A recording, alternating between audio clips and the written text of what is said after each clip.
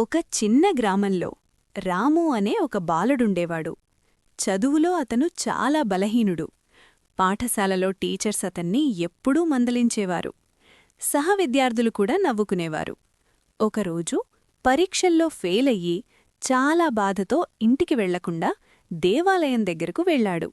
అమ్మా, సరస్వతీ తల్లి, నాకు జ్ఞానమివ్వు, నేను కూడా బాగా చదవాలి అని కన్నీళ్లు పెట్టుకొని ప్రార్థించాడు.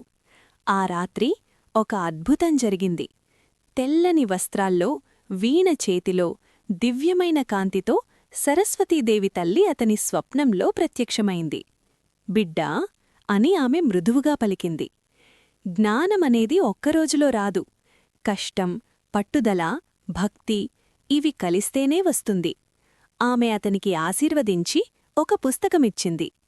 ఉదయం లేచిన రాము అదొక స్వప్నమో నిజమో అర్థం కాకపోయినా ఒక నిర్ణయం తీసుకున్నాడు.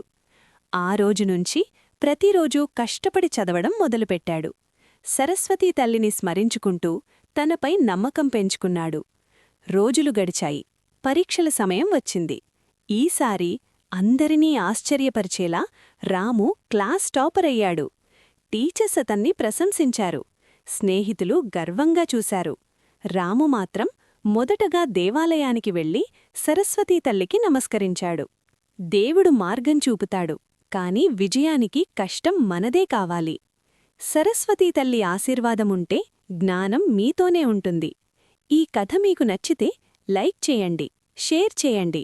మరిన్ని భక్తి కథల కోసం సబ్స్క్రైబ్ చేయండి.